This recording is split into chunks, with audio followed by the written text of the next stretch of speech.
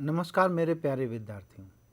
आज हम सभी चर्चा करने जा रहे हैं 11वीं कक्षा की इतिहास की पाठ्य पुस्तक में दिए गए 8वें अध्याय का, जिसका नाम है संस्कृतियों का टकराव। वैसे तो हम सभी ने पिछले अध्यायों में संस्कृति व सभ्यता की परिभाषाओं पर विचार किया, पर प्रसंगवश आज उस पर एक नज़र डालना अनुचित नहीं होगा। तो आज की ज्ञान नौका में बैठकर आप विश्व की अन्य प्राचीन संस्कृतियों का भ्रमण करें। उससे पहले आइए समझते हैं कि संस्कृति और सभ्यता में क्या अंतर होता है। संस्कृति या कल्चर वास्तव में मनुष्यों के विचारों का समूह है, जैसे कि सत्य, अहिंसा, विश्व बंधुत्व आदि। इन्हीं सब विचारों के आधार पर मानवों ने जिन इमारतों, पोशाकों, खान पान आदि का विकास किया, उसे सभ्यता कहते हैं या अन्य शब्दों में सिविलाइजेशन कहते हैं। इस प्रकार संस्कृति का संबंध जहाँ मन और विचारों से है, वहीं सभ्यता का संबंध बाह्य जगत से है। उदाहरण के लिए जब हम अमेरिका की एज़टेक सभ्यता की बात करते हैं तो वहाँ हमें बहुत सारी इमारतों, सड़कों व मनकों आदि के प्रमाण मिलते हैं। इन्हीं सारी बाह्य वस्तुओं से सभ्यता का निर्माण होता है, जबकि एज़टेक लोगों की वैचारिक धरोहर को हम एज़टेक संस्कृति कह सकते हैं। विद्यार्थियों, इस अध्याय में 15वीं से 17वीं शताब्दियों के दौरान यूरोप वासियों और उत्तरी तथा दक्षिणी अमेरिका के मूल निवासियों के बीच हुए संघर्ष के कुछ पहलुओं पर विचार करेंगे।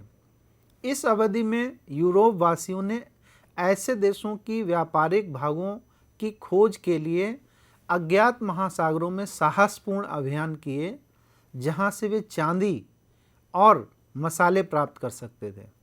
इसका प्रमुख कारण यह था कि सन 1453 में ऑटोमन साम्राज्य के मुस्लिम शासकों ने कुस्तुनतुनिया या कॉन्स्टेंटिनोपल या आज के टर्की का आधुनिक शहर इस्तांबुल उस पर कब्जा कर लिया। यह नगर यूरोप और एशिया को जोड़ने वाला एकमात्र सड़क मार्ग था। मुस्लिम शासकों का इस नगर पर अधिकार होने के बाद उन्होंने इस मार्ग को यूरोप के व्यापारियों के लिए बंद कर दिया। इसी वजह से यूरोप के व्यापारी भारत और दक्षिण पूर्वी एशिया से होने वाले अत्यंत लाभप्रद व्यापार से वंचित हो गए थे। इस कारण बहुत से यूरोपीय देश भारत के लिए सामुद्रिक व्यापारिक मार्ग को खोजना चाहते थे। इसी क्रम में स्पेन के नागरिक कोलंबस ने भी अपनी समुद्री यात्रा आरंभ की। उसको मालूम था कि पृथ्वी का आकार गोल है, अतः उसने सोचा कि यदि वह पश्चिम की ओर अपनी यात्रा आरंभ करेगा तो पृथ्वी का चक्कर लगाते हुए वह पूर्व में भारत पहुंच सकता है। स्पेन के शासकों के तत्वावधान में इटली निवासी क्रिस्टोफर कोलंबस भारत की ओर चला। उसने अपनी यात्रा पश्चिम की ओर आरंभ की और वह आज के वेस्ट इंडीज के द्वीपों पर सन 1492 ईस्वी में पहुंचा।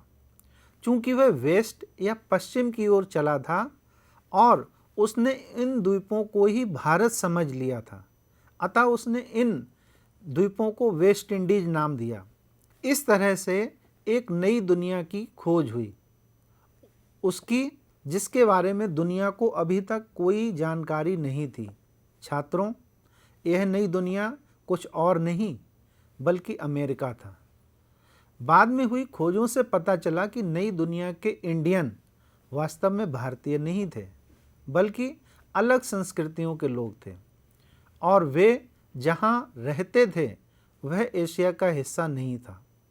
आगे चलकर एक अन्य समुद्री नाविक अमेरिगो वेस्पुच्ची अमेरिका की मुख्य भूमि पर सन 1499 ईस्वी में पहुंचा। इसी के नाम पर 1507 ईस्वी से सबसे पहले इस नई दुनिया को अमेरिका कहा गया। इस काम को सर्वप्रथम स्पेन और पुर्तगाल के निवासियों ने शुरू किया था। उन्होंने पोप अलेक्जेंडर सिक्स्थ से सन 1494 में उन प्रदेशों पर शासन करने का एकमात्र अधिकार प्राप्त कर लिया जिन्हें वे भविष्य में खोजेंगे। पोप ने विश्व मानचित्र पर एक रेखा खींचकर स्थानों को इन दोनों देशों के बीच में बांट दिया। नई दुनिया की खोज के उपरांत यूरोपीय देशों ने इन इलाकों पर अपना कब्जा करना शुरू कर दिया। आगे के भागों में हम यूरोपीय और अमेरिका की प्राचीन संस्कृतियों के इन्हीं संघर्षों, प्रतिरोधों व जय पराजयों की लंबी श्रृंखला का विस्तार से वर्णन करेंगे। सबसे पहले हम मानचित्र की सहायता से अमेरिका के उन क्षेत्रों को समझेंगे जहां पर ये संघर्ष हुए। उस समय उत्तरी व दक्षिणी अमेरिका में दो तरीके की संस्कृतियों के लोग रहते थे। एक ओर कैरिबियन क्षेत्र और ब्राज़ील में छोटी अर्थव्यवस्थाएं थीं।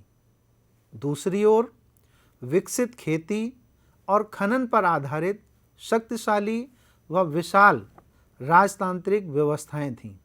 ये थीं मैक्सिको और मध्य अमेरिका के एज़टेक व माया समुदाय और पेरू में स्थित इंका समुदाय के राज्य। दक्षिण अमेरिका की खोज और बाद में वहाँ बाहरी लोगों का बस जाना वहाँ के मूल निवासियों और उनकी संस्कृतियों के लिए विनाशकारी साबित हुआ। इसी से दास व्यापार की शुरुआत हो गई, जिसके अंतर्गत यूरोप वासी अफ्रीका से गुलामों को पकड़कर और खरीदकर उत्तरी और दक्षिणी अमेरिका की खानों और बागानों में काम करने के लिए बेच देते थे। ज़्यादातर यही दास आज के अमेरिका का अश्वेत समुदाय है, जो अपने अधिकारों के लिए आज भी संघर्षरत है। अमेरिका के लोगों पर यूरोप वासियों की विजय का एक दुष्परिणाम यह हुआ कि अमेरिका के मूल निवासियों की पांडुलिपियों, स्मारकों व उनकी सभ्यताओं को निर्ममतापूर्वक नष्ट कर दिया गया। इसके बाद 19वीं शताब्दी के अंतिम दौर में जाकर ही मानव विज्ञानियों द्वारा इन संस्कृतियों का अध्ययन आरंभ किया गया। उसके बाद पुरातत्वविदों ने इन सभ्यताओं के भग्नावशेषों को खोज निकाला। सन 1911 में इंकाई शहर माचू पिच्चू की फिर से खोज की गई। हाल में हवाई जहाज़ द्वारा लिए गए चित्रों से पता चलता है कि वहाँ और भी कई शहर थे जो अब जंगलों से ढके हुए हैं। हम अमेरिका के मूल निवासियों तथा यूरोप वासियों के बीच हुई मुठभेड़ों के बारे में मूल निवासियों का पक्ष तो अधिक नहीं जानते, पर यूरोपीय पक्ष को विस्तार पूर्वक जानते हैं। जो यूरोपीय अमेरिका की यात्राओं पर गए थे, वे अपने साथ रोजनामचे या लॉग बुक्स और डायरियां रखते थे, जिसमें वे अपनी यात्राओं का दैनिक विवरण लिखते थे। हमें सरकारी अधिकारियों व जेसुइट धर्म प्रचारकों के विवरणों से भी इनके बारे में जानकारी मिलती है। लेकिन यूरोप वासियों ने अपनी अमेरिका की खोज के बारे में जो कुछ विवरण दिया और वहाँ के देशों के बारे में जो इतिहास लिखा, उनमें यूरोपीय बस्तियों के बारे में ही अधिक लिखा गया। स्थानीय लोगों के बारे में बहुत कम लिखा गया या ना के बराबर लिखा गया। इसके अलावा स्थानीय लोगों ने अपने बारे में या तो बहुत कम लिखा या उनके अभिलेख यूरोपियों द्वारा नष्ट कर दिए गए। इस क्षेत्र में रहने वाले अनेक जन समुदाय उत्तरी और दक्षिणी अमेरिका और निकटवर्ती द्वीप समूहों में हजारों वर्षों से रहते आए थे। दक्षिणी अमेरिका के घने जंगलों में और वहाँ का भाग ज़्यादातर पहाड़ियों से ढका हुआ था, जो कि आज भी जंगलों से ढका है। यहाँ पर सबसे बड़ी नदी अमेजन मीलों तक वहाँ के घने जंगली बस्तियों को हरा भरा करती है। मध्य अमेरिकी क्षेत्रों मैक्सिको में समुद्र तट के आसपास के इलाके और मैदान ही घने बसे हुए थे। इस इलाके की भौगोलिक स्थिति को समझने के पश्चात हमारा रुख होगा विभिन्न समुदायों के विश्लेषण की ओर। सबसे पहले हम अरावाकी लुकायो समुदाय के बारे में चर्चा करेंगे। कैरिबियन द्वीप समूह और ब्राज़ील के जन समुदाय अरावाकी लुकायो समुदाय के लोग कैरिबियन सागर में स्थित छोटे छोटे सैकड़ों द्वीप समूहों में और बृहत्तर एंटिलीज या ग्रेटर एंटिलीज में रहते थे। इन छोटे द्वीप समूहों को आज बहामा कहा जाता है। कैरिब के खूंखार कबीलों के विपरीत अरावाक लोगों का स्वभाव लड़ने के बजाय बातचीत से झगड़ा निपटाने का अधिक था। वे कुशल नौका निर्माता थे। पेड़ों के खोखले तनों से वे डोंगियां बनाते थे और डोंगियों में बैठकर खुले समुद्रों में यात्रा करते थे। वे खेती, शिकार और मछली पकड़कर अपने जीवन को चलाते थे। खेती में अरावाकी लुकायो समुदाय मक्का, मीठे आलू और अन्य किस्म के कंद मूल और कसावा उगाते थे। अरावाक लोगों का मुख्य सांस्कृतिक मूल्याधार यह था कि वे सब एक साथ मिलकर खाद्य उत्पादन करते थे और इस बात के लिए प्रयास करते थे कि समुदाय के प्रत्येक सदस्य को भोजन प्राप्त हो सके। वे अपने वंश के बुजुर्गों के अधीन संगठित रहते थे। उनमें बहुविवाह प्रथा प्रचलित थी। अरावाक लोग जीववादी या एनिमिस्ट थे। जीववादियों का विश्वास है कि निर्जीव वस्तुओं में भी जीवन या आत्मा हो सकती है। अन्य समाजों की तरह अरावाक समाज में भी आज के पुजारियों व तांत्रिकों की भांति के समन लोग जनता के कष्टों का निवारण और उसका उपाय करते थे। वे यह लोग अर्थात इस दुनिया में और परलोक अर्थात स्वर्ग में एक मध्यस्थ के रूप में भूमिका अदा करते थे। प्रस्तुत मानचित्र मध्य अमेरिका और कैरिबियन द्वीप समूह को प्रदर्शित कर रहा है। इसमें आप अमेरिका के मूल निवासियों के राज्यों और उनके इलाकों को देख सकते हैं। इसमें आप पूर्व की ओर बृहत्तर एंटिलीज और लघु एंटिलीज प्रदेश देख सकते हैं। इसके अलावा उत्तर से दक्षिण की ओर मैक्सिको और मध्य अमेरिका के एज़टेक व माया समुदाय और पेरू में स्थित इंका समुदाय के राज्य को देख सकते हैं।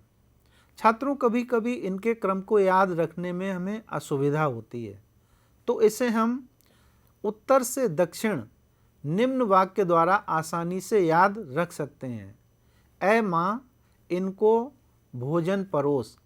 यहाँ पर ऐसे मतलब एज़टेक, माँ से मतलब माया और इनका का मतलब इंका सभ्यता से है।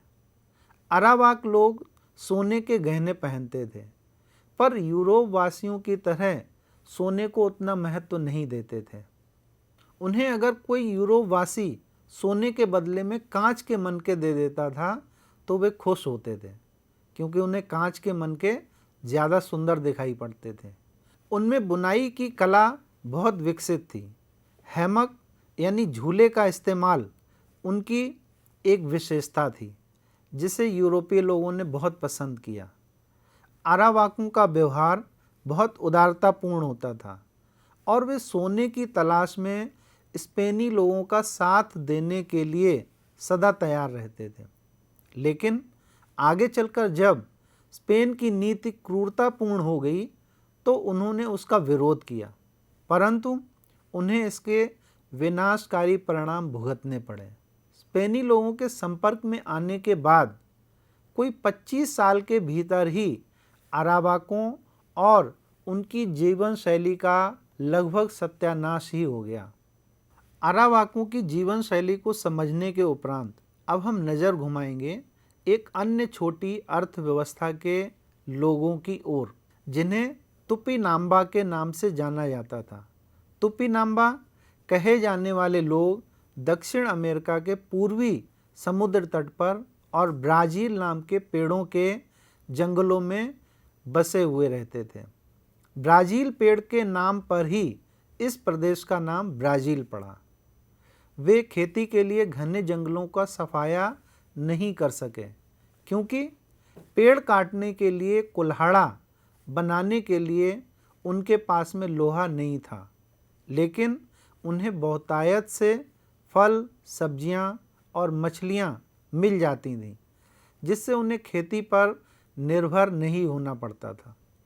जो यूरोपवासी उनसे मिले, वे उनकी खुशहाल आज़ादी को देखकर उनसे ईर्ष्या करने लगे, क्योंकि वहाँ पर न कोई राजा था, न सेना, ना ही कोई चर्च जो कि उनकी ज़िंदगी को नियंत्रित कर सकता। अब समय क्रियाकलाप का। अरावाकों और तुपिनाम्बा लोगों की जीवन शैली आज के हिसाब से कैसे अच्छी या बुरी थी, उदाहरणों के साथ अपनी उत्तर पुस्तिका में लिखिए। आइए अब रुख करें मध्य और दक्षिण अमेरिका की बड़ी राज्य व्यवस्थाओं की ओर। कैरिबियन और ब्राज़ील क्षेत्रों के विपरीत मध्य अमेरिका में कुछ अत्यंत सुगठित राज्य थे। वहाँ मक्के की उपज उनकी आवश्यकता से अधिक होती थी, जो एज़टेक, माया और इंका जन समुदायों की शहरीकृत सभ्यताओं का आधार बनी। इन शहरों की भव्य वास्तुकला के अवशेष आज भी आगंतुकों को मुग्ध कर देते हैं। प्रस्तुत मानचित्र में हम इन बड़े राज्यों की स्थिति को आसानी से पहचान सकते हैं। सबसे पहले हम एज़टेक जन के बारे में अध्ययन करेंगे।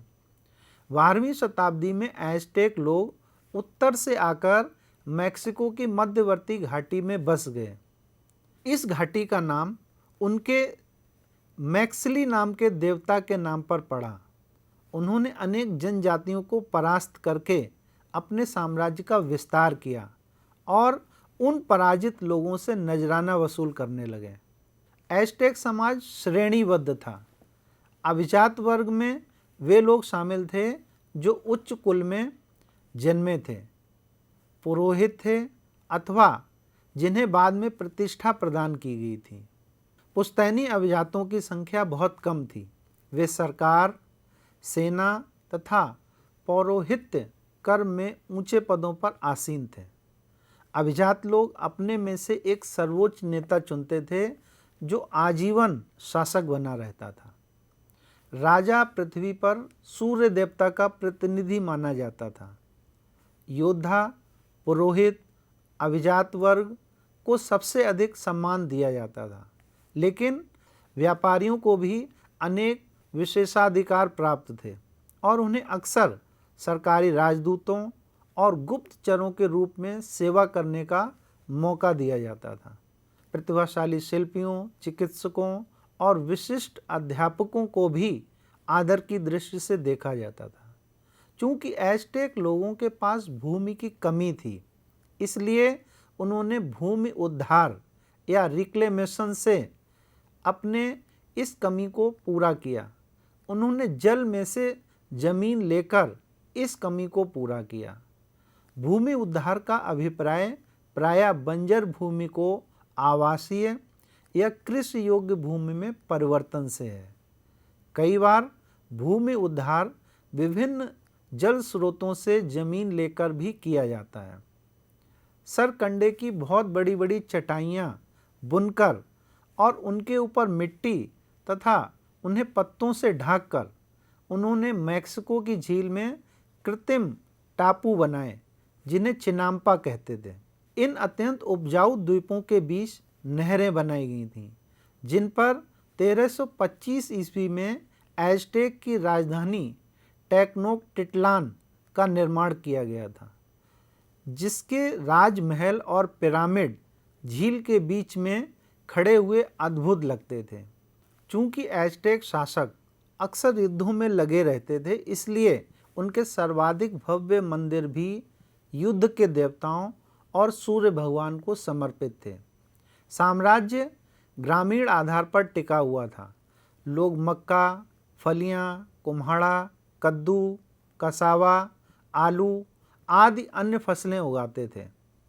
भूमि का स्वामित्व किसी व्यक्ति विशेष का ना होकर कुल के पास होता था, जो सार्वजनिक निर्माण कार्यों को सामूहिक रूप से पूरा करवाता था। गरीब लोग जमींदारों की ज़मीनों से जुड़े रहते थे और फसल में से कुछ हिस्से के बदले उनके खेतों को जोतते थे। गरीब लोग कभी कभी अपने बच्चों को भी गुलामों के रूप में बेच देते थे, लेकिन यह बिक्री आमतौर पर कुछ वर्षों के लिए ही की जाती थी और गुलाम अपनी आज़ादी को फिर से खरीद सकते थे। एज़टेक लोग इस बात में पूरा विश्वास रखते थे कि उनके सभी बच्चे स्कूल अवश्य जाएं।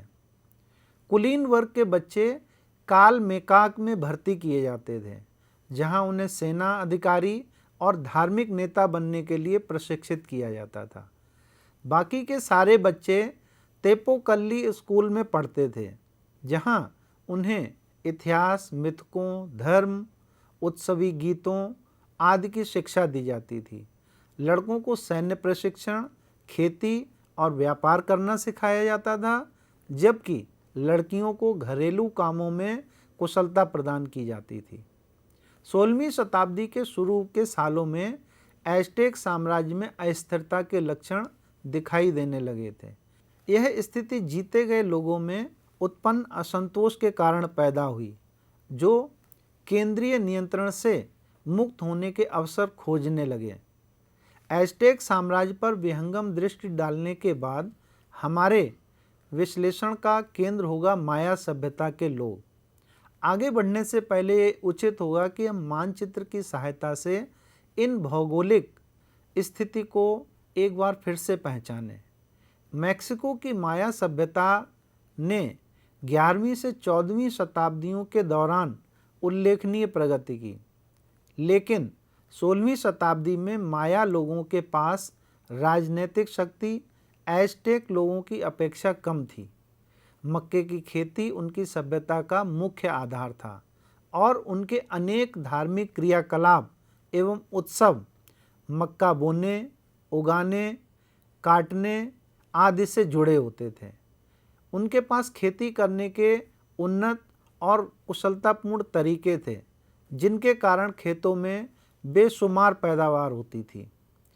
इससे शासक वर्ग, पुरोहित और प्रधानों को एक वैभवशाली संस्कृति के विकास करने में अत्यंत सहायता मिली, जिसके अंतर्गत वास्तुकला, खगोल विज्ञान और गणित जैसे विषयों में उनकी अभिव्यक्ति हुई।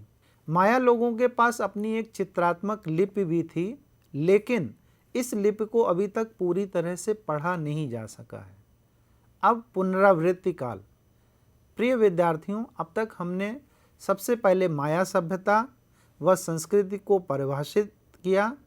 इसके पश्चात हमने उन स्थितियों को जाना जिसके कारण यूरोप के लोगों ने भारत के लिए समुद्री जलमार्ग खोजने की आवश्यकता के अंतर्गत अमेरिका की कुछ छोटी संस्कृतियों को खोजा।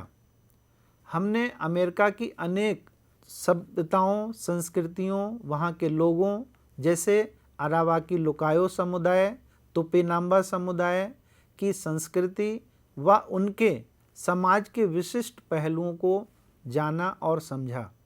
इनमें अरावाकी लुकायो समुदाय की जो कि कैरेबियन सागर में स्थित थे छोटे छोटे द्वीप, जिन्हें आज बहामा के नाम से जाना जाता है, वहाँ पर रहते थे। इसके बाद हमने 12वीं शताब्दी के एज़टेक लोगों के बारे में जाना, जो कि उत्तर से आकर मध्यवर्ती घाटी में बस गए थे। इसके बाद हमने उनकी सभ्यता के एक अति विशिष्ट पहलू, सरकंडे से बनी बहुत बड़ी चटाइयाँ और मिट्टी से ढके हुए उनके कृत्रिम खेत, जिन्हें चेनाम्पा कहते थे, उसके बारे में जाना। इतना जानने के बाद आपके द्वारा अर्जित ज्ञान का एक परीक्षण तो बनता ही है। यहाँ पर आपके सामने कुछ प्रश्न रख रहा हूँ।